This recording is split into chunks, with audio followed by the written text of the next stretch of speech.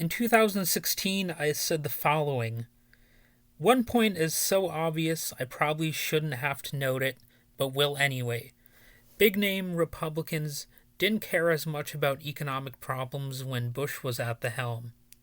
At the same time, I could flip things around and note how little the Democrats feel enraged about the economy whenever it's their party's president in office. Consider how they generally see the Clinton years. Democrats will scarcely note any flaws from that time period, and heaven forbid you criticize any aspect of Bill Clinton's old economic policies. Everything was 100% fine back then, right?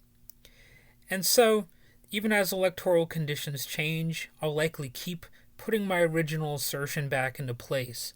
Both parties are ruining the economy, at least for ordinary folks." So, okay, that's the end of the quote. So, let's see how much things have changed. This is like my new analysis all these years later. Unfortunately, not much has changed since then, and it was painfully easy to predict that would actually be the case. In fact, while Republicans have used their control over Congress and the presidency to wreak havoc on the economy for the better part of the past decade anyway, Democrats are meekly following along behind in a way that I would call substantive, as opposed to their rhetoric, which tends to fall flat when paired with the policies they actually support. Still, corporate Democrats see this and express the same overconfidence they had in 2016. The 2022 midterms and 2024 elections ought to really give them a kick in the pants. If they were to pass popular progressive policy initiatives, it would be a good thing for the country and even a good thing for the Democratic Party, but they're so enamored with corporate cash that their own corruption has made their own party their biggest opposition party. Yes, you can pin it all on Joe Manchin and Kirsten Sinema if you want as being the most pathetic Democrats, but the hole was dug much deeper than that and before they really arrived on the scene. After all, just look at who is president right now. As Kyle Kulinski recently noted on Twitter, quote, "Biden now at 36% support in new poll, and with this cold weather COVID wave coming, he's gonna drop to Cheney/Bush 20-something territory." In the polling, that is. We, as in progressives, tried to warn you. New Deal leftism wins, milquetoast neoliberalism loses, even to idiot Republicans yelping about Big Bird. So I think Kyle Kulinski is actually quite right about that. Now, the Democrats' response to this will be to get defensive because they still assume it's likely only a matter of time before voters turn to Democrats in large numbers again. But they need to finally learn this. You are not guaranteed people's votes. This is a reality check, so go ahead and cash it. I shouldn't have to tell anyone this, frankly. It should be well understood by now, and people should have already moved well beyond this two-party system at this point in history. Unfortunately, we still haven't. Given the stark, naked, raving insanity of the Republicans and the flimsy quality of Democrats' economic policy, which is neoliberalism with occasional faux woke rhetoric haphazardly attached, it's almost unbelievable to think that this is where we are still. Why haven't we moved on? Well, a broader general theory is simply that we're experiencing collapse. That explains some things. That's how a Republican can look at improving infrastructure, that is roads, bridges, airports, and things, and say that equals communism. Because that's, if you're at that point, it's a sign that we're really collapsing intellectually, culturally, and everything. Because I can tell you one thing, having some basic infrastructure in place and updating it and, having an education system and having certain standards and stuff, that doesn't really make you a communist, okay? Let me be clear on that. Updating bridges, modernizing things, you don't have to be a Marxist to do that shit, all right? So, Anyway, because there are people like this kind of dotting the landscape, I don't expect things to get better. Republicans obviously aren't going to make anything get better. And even though Obama deserves considerable blame for a lot of things, Republicans were convinced his biggest mistake was his identity at the time. I know, I was there.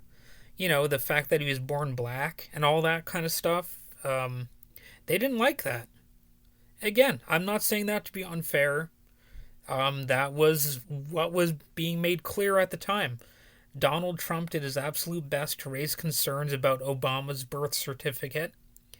And, they were claiming he was a secret Muslim and at the same time an atheist, godless communist.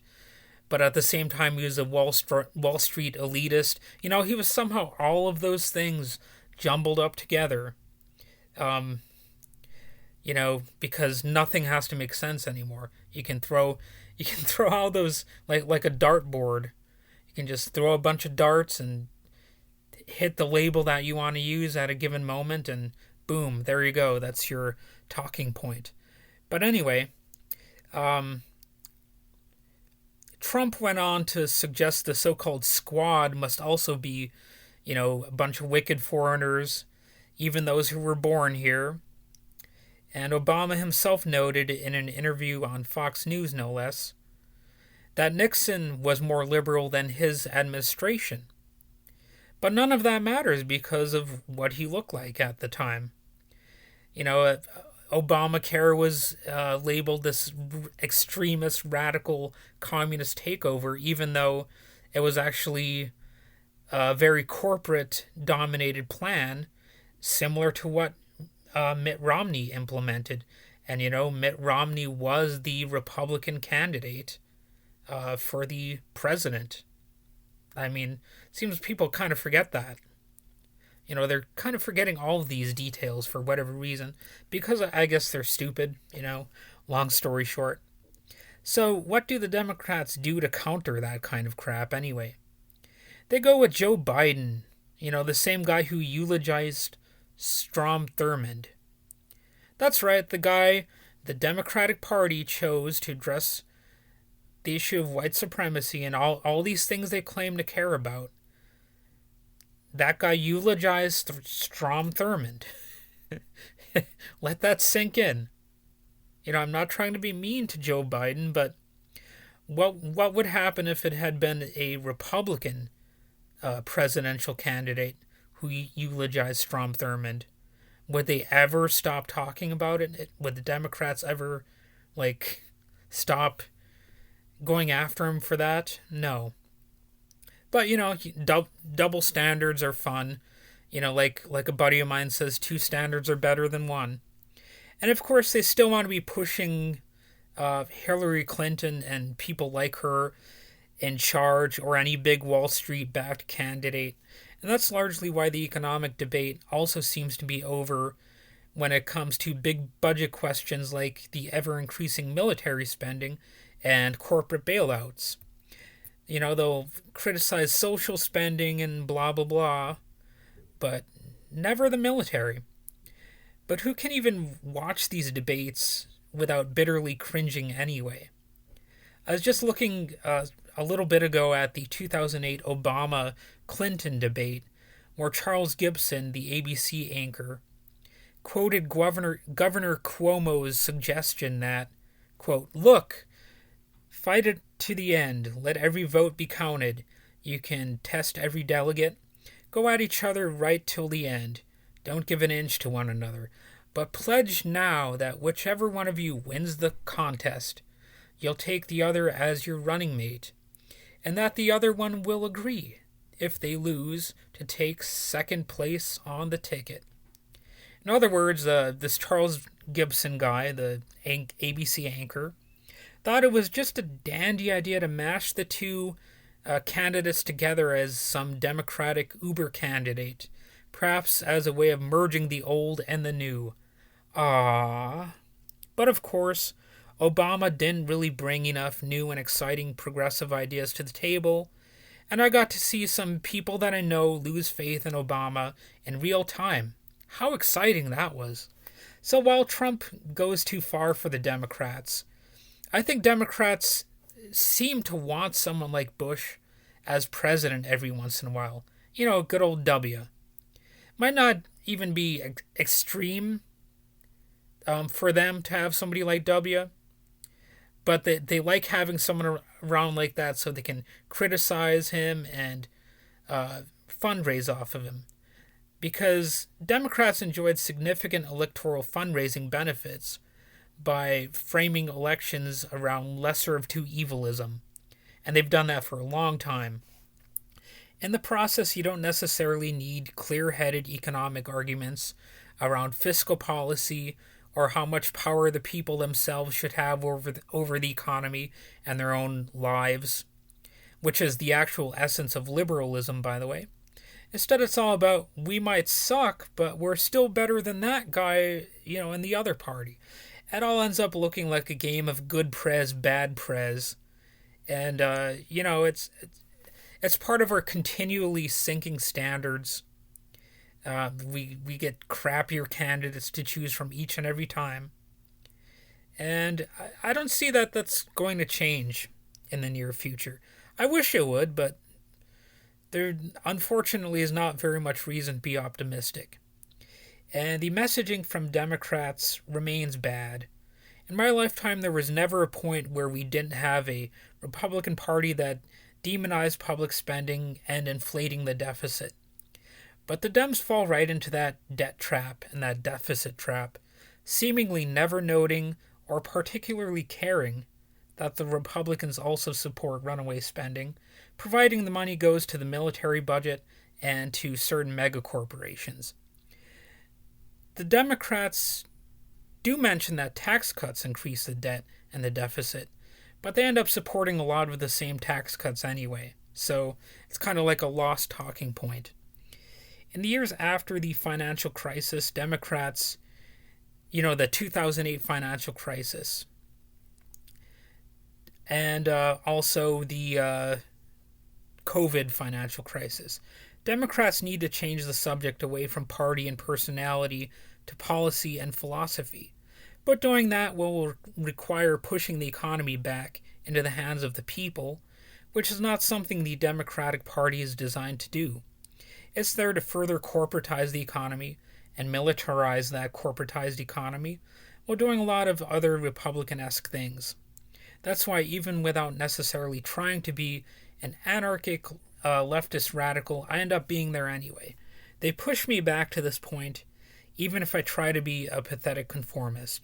They're just so lame that I pretty much can't help it, Now, am I saying that I'm not lame in any ways, that I'm not a sellout? That sort of thing? No. But my point is, couldn't these people just try to sell out a little bit less? Is it really that hard to think like an ordinary person with ordinary problems and to not be short-sighted? To actually have policies that might, put people further ahead instead of, increasing the crumbling infrastructure and, how we're having more third worldization. And no, I'm not being like a Republican accusing immigrants of causing all that. No, it's just, we're not putting money where it should be going. But I guess that's part of being privileged, You have the privilege of not really seeing reality. So a lot of these political party figureheads, they just want to do what Obama, or not what Obama, but what Biden said, and have nothing fundamentally change. So that's the future we have, where they say nothing is fundamentally changing, but of course things are. Things are getting fundamentally worse each election cycle. And, yeah. Sorry, I wish I could be optimistic here, but I just don't see things panning out the way that they should be. So let me know what your thoughts are. Have a good day.